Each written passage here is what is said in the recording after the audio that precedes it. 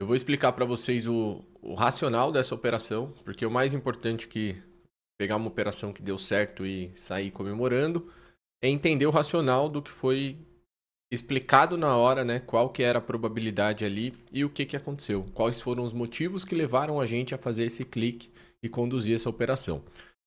Primeiro, a gente está numa movimentação aqui no GBP, né, com um movimento de alta. A gente já tinha tocado um FVG do diário lá embaixo, nesse ponto. O mercado começou a trabalhar na alta, fez uma reação, gerou uma quebra de estrutura, um choque aqui nesse movimento. E ele havia deixado essa última estrutura de alta aqui, ó, esse movimento, sem mitigar. Por que sem mitigar? Porque quando a gente joga aqui no 15 minutos, ele deixou aqui um Fair Value Gap. E eu estava observando esse Fair Value Gap, ele já havia sido marcado ontem, né? Nós já estávamos aqui com essa área como uma área de interesse. E não tem problema, por exemplo, termos trabalhado na venda lá em cima, porque a gente falou dessa venda aqui também e foi compartilhada lá dentro do Discord. Conseguimos pegar uma venda no semanal para levar até esse ponto de interesse e conseguimos pegar esse trade para fazer o pullback até essas áreas de imbalance aqui. Então, qual é o racional aqui, né? Como que a gente consegue operar day trade mesmo com essas áreas dando venda ali em cima e dando compra aqui embaixo? Primeiro passo é identificar essas áreas que possuem desequilíbrio sem mitigação. Então é observar essa confluência, né, esse movimento de alta, essa estrutura de alta com esses pontos para trás e, claro, tentar encontrar também pontos macros que vão causar uma trava de preço aqui nessa região. Então não foi somente pelo 15 minutos, tá? Quando a gente joga lá nos 60 minutos, a gente também vê um order block aqui nesse movimento, né, que gerou esse último impulso aqui. Quando você sobe um pouquinho o tempo gráfico, nos 120 minutos, também era um FVG. Então esse, na verdade, foi o principal motivo de marcação. E depois eu fiz o refinamento desse cara, buscando aqui o limite dele, né, no tempo gráfico de 15 minutos. Então, a principal marcação era aqui, essa região do gráfico de 2 horas. E o refinamento se deu porque essa região do 15 minutos estava sem toque e ele poderia fazer a busca desse ponto. Certo? Então encontramos uma região de interesse lá do passado, que nem é tão distante assim, do dia 7 do 11, e observamos a volta do preço a essa área. Quando o mercado chegou nessa região aqui, o que nós fazemos? Descemos o tempo gráfico e começamos a observar padrões de compra, gatilhos de oportunidade para conseguir executar esse trade e subir com ele. Como isso aconteceu? Primeiro que eu já estava aqui, né, observando essa região logo que nós abrimos o gráfico. Então, quando começamos a operar na sessão de Londres, o mercado estava aqui, ó, 5 horas da manhã, abrimos o gráfico, ele estava fazendo essa barra. Então, o que eu pensei? Vai dar trade, tá? Vai dar trade.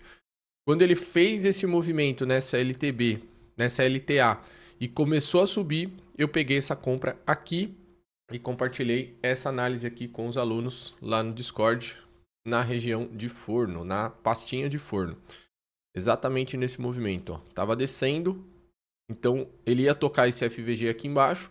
Quando ele fizesse essa reação, pegaria aqui na confirmação para quem estivesse vendo essa imagem depois, né? Quando a gente estava ao vivo, eu já falei que eu estava entrando nessa operação. Então, o que aconteceu? O mercado veio trabalhar na baixa, nesse movimento aqui, eu já estava comprado, tá? Quando ele fez esse movimento, começou a descer, eu tive o cuidado aqui, né, de fazer o refinamento dessa zona de stop. Por quê? Porque quando eu entrei aqui, nessa barra voltando, eu sabia que se eu posicionasse o meu stop aqui embaixo, o mercado poderia me tirar, tocar esse FVG e subir, como aconteceu. Então, o que eu falei para os alunos? Ó, gente, vamos usar essa área aqui como um ponto de proteção. Tem esse FVG, a gente deixa o stop aqui embaixo da barra que formou o FVG do 15 e vamos tentar sobreviver esse trade aí. Acontece que o mercado ficou a sessão inteirinha ali, né? 5 da manhã, ó. 5h18 até esse movimento aqui das 6h15, praticamente 1 hora, até ele fazer essa nova reação. Aí acabou, né? Aqui é só correr pro abraço. Quando fez a reação, depois de capturar o fundo e gerar aqui o toque no FVG do 15, fez aqui a mudança de comportamento, gerou o fluxo comprador, quebrou essa estrutura. Aí aqui, meu amigo, quem ficou de fora desse trade teve uma oportunidade melhor do que a minha, porque conseguiu pegar no próprio FVG aqui da reação, gráfico de 3 minutos, beliscado aqui, ó, cravado, entrada nesse cara e stop aqui embaixo. Então, para quem pegou essa estrutura de trade aqui, entrada aqui, stop aqui, 3 para 1 não deu nem graça, né? 3 para 1, bateu nesse topinho aqui. Quem saiu com 3 para 1 aqui nesse movimento merece uma chicotada na mão, tá? Porque o nosso alvo era lá para cima. Quem pegou como eu nesse movimento aqui, então entrando aqui e posicionando stop aqui, aí ficou com o stop um pouquinho maior, né? Dentro dessa lógica. Esse seria o stop inicial, sendo bem sincero com vocês, ó. Aqui embaixo, abaixo daquele ponto do 15 minutos, e a minha entrada foi aqui nessa barra. 1 para 1, 2 para 1, 3 para 1, tá? Acabou de bater 3 para 1 nessa última puxada que ele fez. Botei esse cara no bolso e agora vamos ver, fazer uma nova análise e tentar estruturar aí uma nova operação. Mas o melhor trade é isso aqui, ó. Lembra das 3 barrinhas que a gente comenta? Fair Value Gap, 3 minutos? É isso aqui, ó. Tá? Área de interesse, captura de fundo, reação, quebra de estrutura, volta no FVG, entrada, stop. 3 para 1 nesse caso seria um pecado. Sair com 3 para 1 aqui daria para buscar o mesmo alvo que a gente estava trabalhando aqui. Beleza? Então essa foi a operação gerada hoje.